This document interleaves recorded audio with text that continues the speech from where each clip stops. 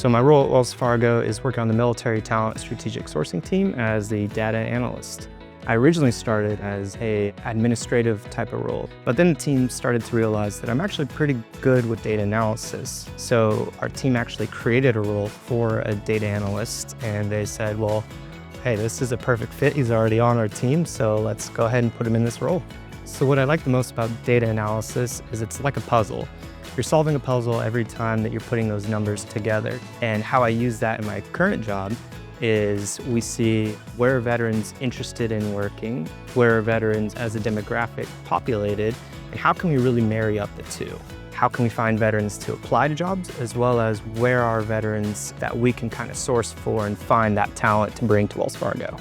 Us ourselves, if you ask a lot of our team, we didn't even know where we wanted to be. So we really use that to help find an opportunity for veterans, which they might not even be aware of themselves.